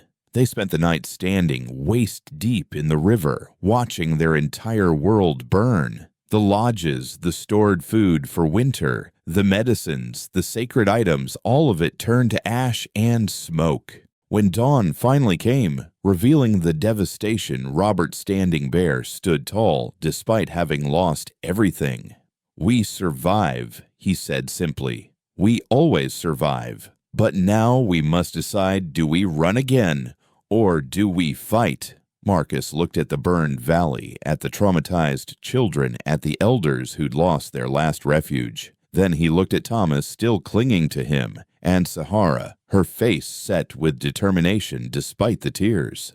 "We fight," Marcus said, "but not the way Blackwood expects. He wants a massacre he can use to justify wiping you out completely, so we give him something else: justice, real justice, the kind that can't be burned or bought." "How?" Robert asked. Marcus smiled grimly. "By using his own weapons against him. The law, the newspapers, the truth. Blackwood made one mistake: he left witnesses. Lieutenant Morrison saw what really happened here. Others will too if we can get the story out." "And if the white man's justice fails?" White Crow asked. Marcus looked at the burned landscape, at the people who'd lost everything but refused to break. "Then we give him frontier justice, the kind that doesn't need paperwork." The war for the valley had begun, but it wouldn't be fought with bullets alone. It would be fought with words, with truth, with the kind of courage that comes from having nothing left to lose and everything to fight for. As they stood in that river, smoke still rising from the destroyed camp, something had changed. They weren't 3 strangers bound by convenience anymore. They were a family forged in fire, and they would either stand together or fall together. There was no other way through. The survivors of the burned valley made their way down the mountain in a ragged line, carrying what little they could salvage. But Marcus had a different destination in mind than another hidden valley or a reservation. He was taking them to the one place Blackwood wouldn't expect, straight into Denver to the federal courthouse. "You're insane," White Crow said when Marcus explained his plan. "They'll arrest us the moment we enter the city." "No," Marcus said. "They'll see exactly what Blackwood has done. 60 people, mostly women and children, burned out of their legal land. And we're going to walk right into Judge Theodore Hamilton's courtroom." "Why would this judge be different?" Robert asked. "Because Hamilton hates Blackwood more than anyone alive. Blackwood destroyed his brother's shipping business with forged documents. Hamilton's been looking for a way to bring him down for years, but Blackwood's always been too careful. Until now." Sahara looked skeptical. "And you know this how?" "Because I brought Hamilton's brother in for fraud 5 years ago before I knew the documents were forged. Hamilton told me if I ever needed anything to find him. Well, we need something now." The journey to Denver took 4 days. They traveled openly, making no attempt to hide. When local sheriffs approached, Marcus showed them his old bounty hunter's badge and said he was escorting refugees from an illegal attack. It was the truth, just not the way most would expect. Lieutenant Morrison was waiting for them outside Denver. He'd come alone in civilian clothes, his face grim. "I've been discharged," he said without preamble. Conduct unbecoming an officer. Apparently failing to follow illegal orders is a career-ending move. "I'm sorry," Marcus said, though he wasn't really. "Don't be. My father would be proud. He died last year, but he told me about White Crow. Said it was the bravest thing he'd ever seen, an enemy warrior saving him in the middle of a battle. Said if I ever met him to repay the debt with interest." Morrison pulled out a leather portfolio. "These are sworn affidavits from my men about what really happened at the valley. Blackwood's orders, the fire, everything." Robert Standing Bear stepped forward and placed a hand on Morrison's shoulder. "You have honored your father's debt.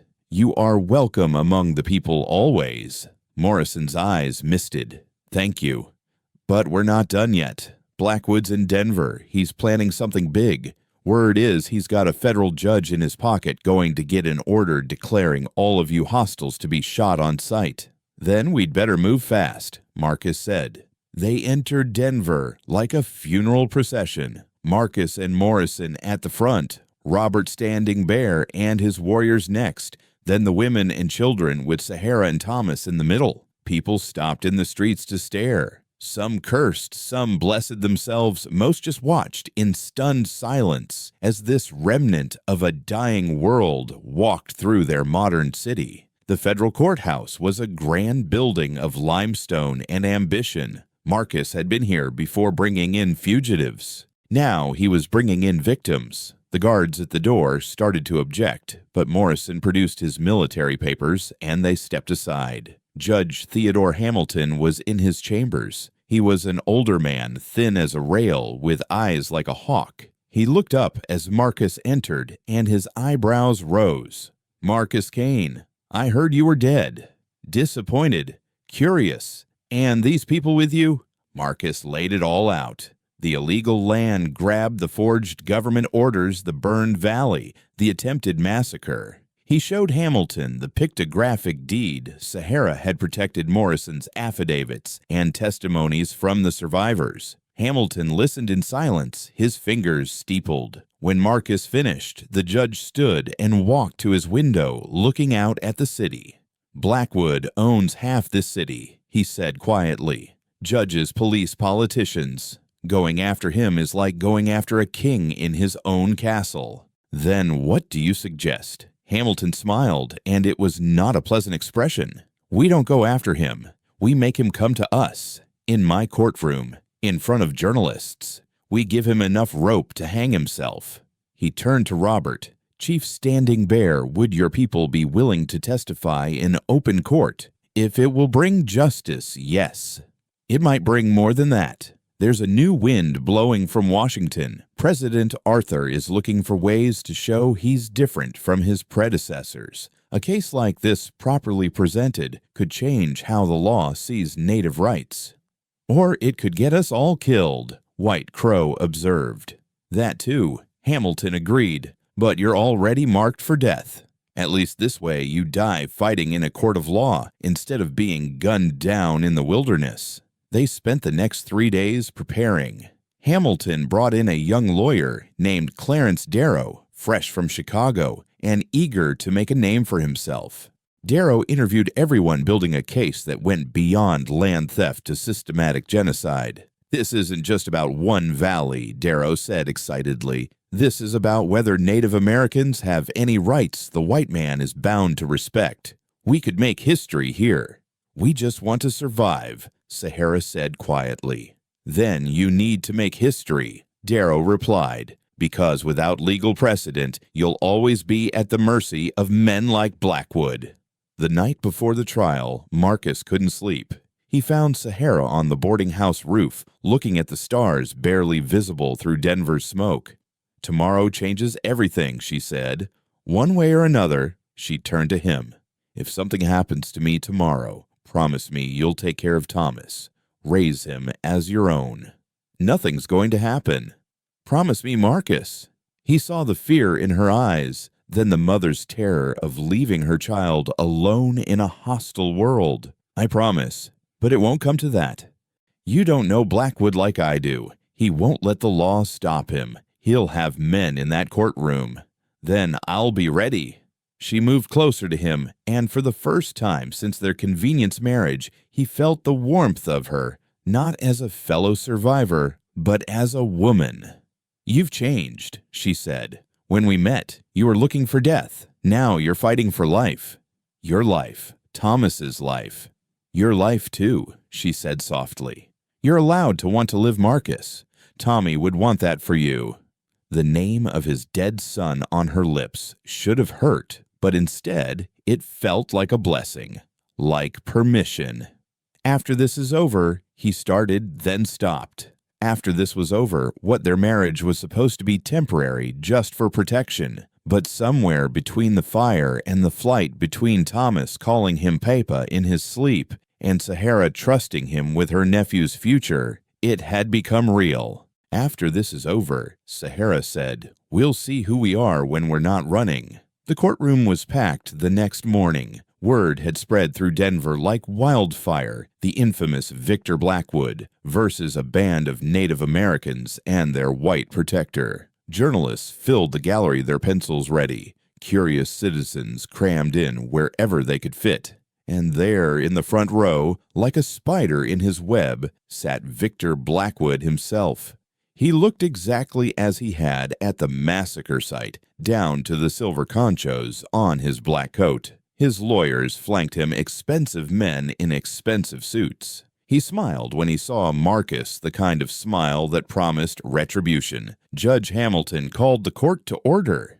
This is a hearing to determine the legal ownership of the valley, known as Sacred Mountain Valley, and to investigate claims of attempted murder, arson, and conspiracy against Victor Blackwood and the Blackwood Mining Company.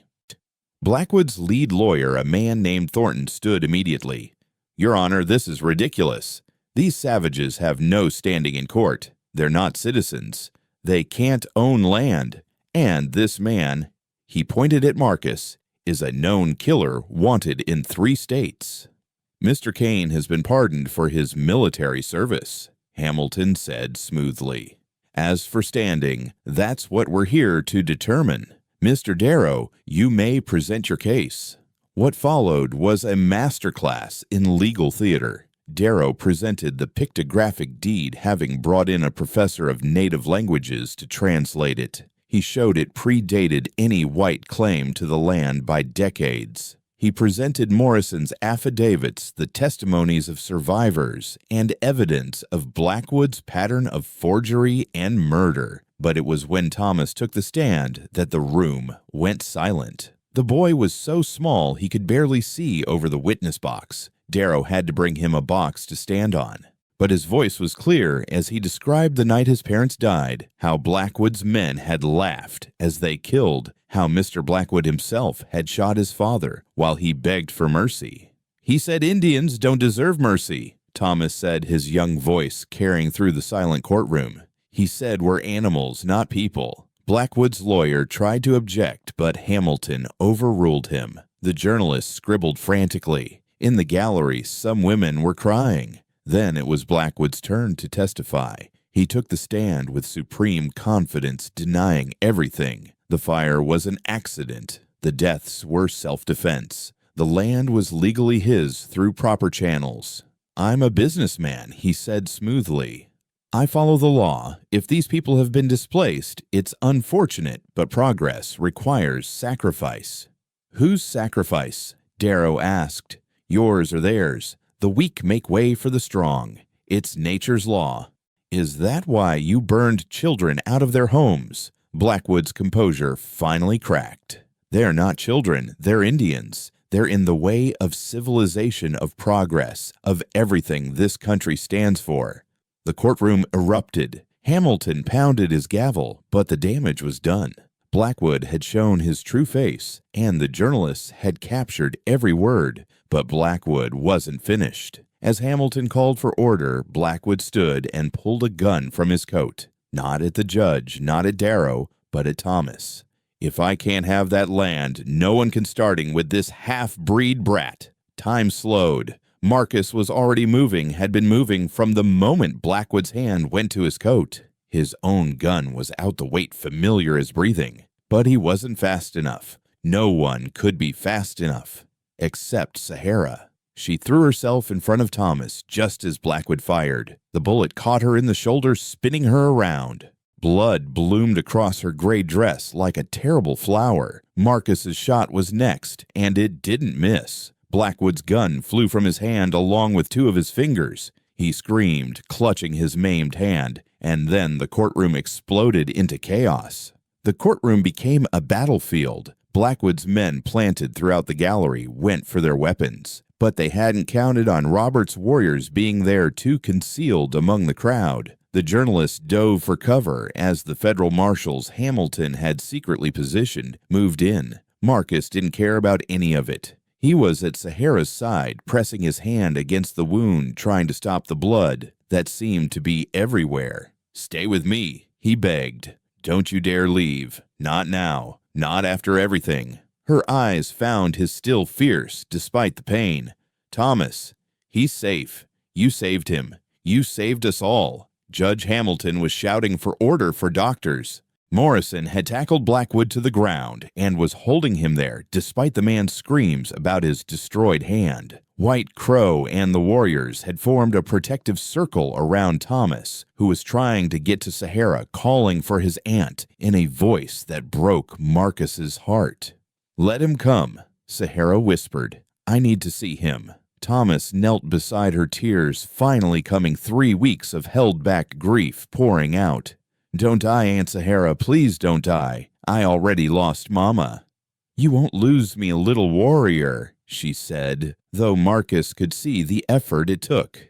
"You have your papa, Marcus, now. He'll take care of you."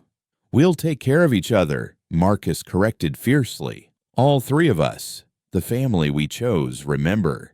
A doctor finally pushed through the crowd, his bag already open. He examined the wound quickly, efficiently. The bullet went through clean, missed the lung.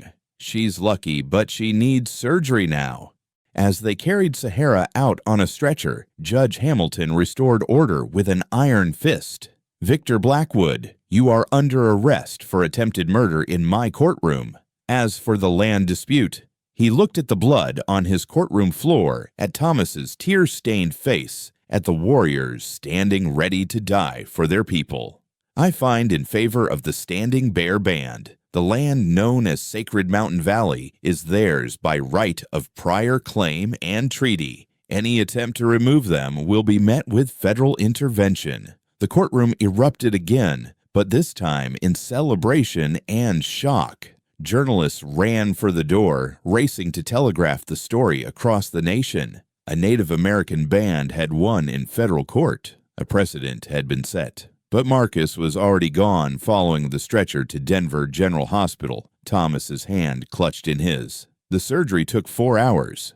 Marcus paced the hallway like a caged animal while Thomas sat with Robert Standing Bear learning prayers in Cheyenne. When the doctor finally emerged, exhausted but smiling, Marcus nearly collapsed with relief. "She'll live," the doctor said. "She's strong, stronger than anyone I've operated on. She was conscious enough to threaten me if I didn't do it right."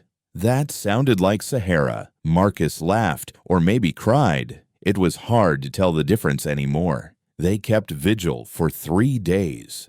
The story spread across the country through newspapers and telegraph. Justice in Denver read one headline. Native family wins historic case, rid another. Letters and telegrams poured in from across the nation, some supportive, some threatening, all acknowledging that something fundamental had shifted. Blackwood was in federal prison awaiting trial for attempted murder conspiracy and fraud. His empire was crumbling as other victims came forward.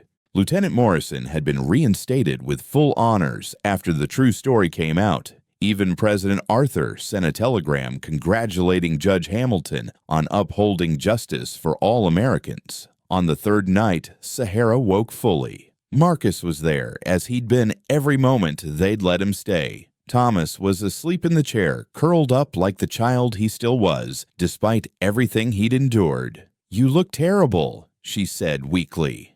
"You look beautiful," he replied without thinking, then blushed like a schoolboy. She smiled that transformative smile he'd seen so rarely. "The marriage certificate, it's still legal.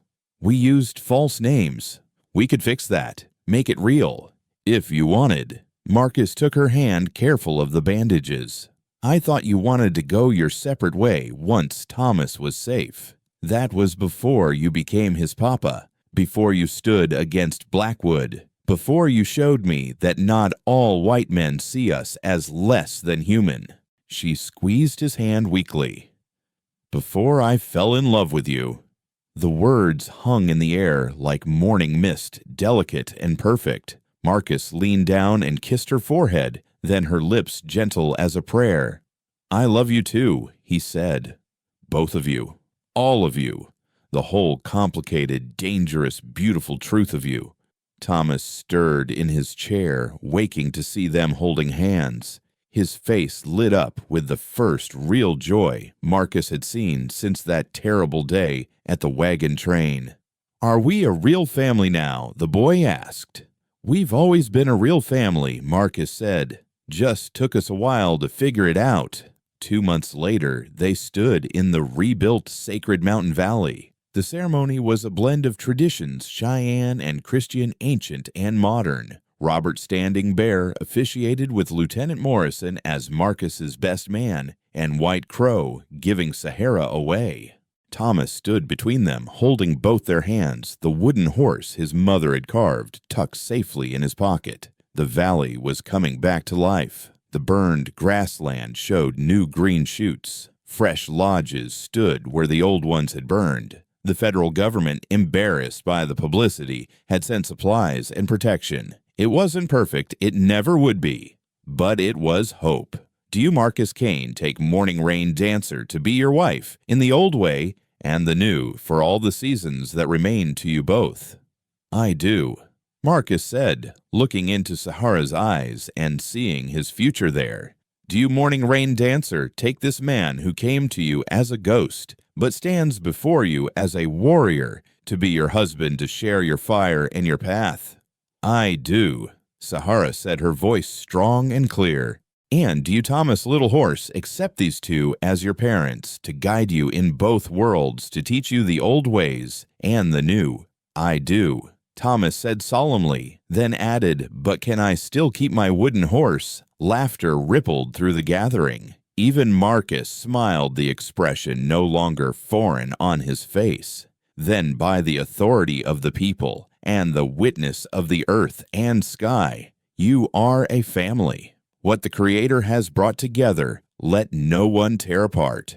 As they kissed, snow began to fall, the first of the season, gentle and clean. The crowd cheered, native and white, soldier and warrior, all united in celebrating something that shouldn't exist, but did love that transcended hatred family. that transcended blood justice, that transcended law. Later, as the celebration continued around them, Marcus stood with his family, his wife, his son, looking out over the valley that had nearly killed them all, but had somehow become their salvation. "What are you thinking?" Sahara asked, leaning into his warmth. "That Tommy would have loved you both," Marcus said. "That Sarah would have understood. That maybe all the pain was leading here to this moment, to this chance to do it right. The spirits work in mysterious ways," she said.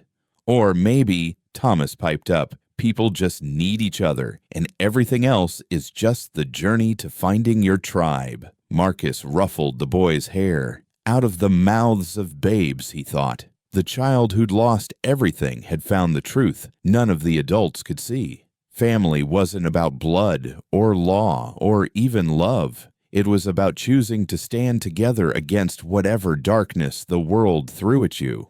As the snow continued to fall, covering the scars of the fire, 3 people who'd started as strangers stood together as one. They'd faced down the worst the frontier could offer: violence, prejudice, loss, betrayal, and somehow emerged not just alive, but whole. The West was still wild. Men like Blackwood still existed. The challenges facing Native peoples were far from over, but in this valley on this day, love had won. A mixed family that shouldn't exist did. A community that should have been destroyed thrived. And Marcus Kane, who'd spent 3 years looking for death, had found life instead. Not the life he'd planned, not the life he'd lost, but the life he'd been given unexpected, complicated, and absolutely worth living. The wooden horse stayed in Thomas's pocket, a reminder of where they'd come from, but their eyes were on the horizon, on the future they'd build together in this valley between the mountains where the sacred and the secular met, where the old ways and the new could coexist, where a family forged in tragedy could write a new story of hope. The Wild West had tried to break them. Instead, it had made them unbreakable. As the sun set behind the mountains, painting the snow-covered valley in shades of gold, and Rose Marcus pulled his family closer. Tomorrow would bring new challenges, but tonight they were together, they were alive, and they were free. And that Marcus thought as Thomas laughed at something White Crow said, and Sahara sang softly in Cheyenne, was its own kind of miracle, the kind that didn't need churches or prayers or even words. The kind that simply was as natural and necessary as breathing, as eternal as the mountains that sheltered them. They'd found their home. More importantly, they'd found each other. And in the Wild West, where death came easy and love came hard, that was the greatest victory of all.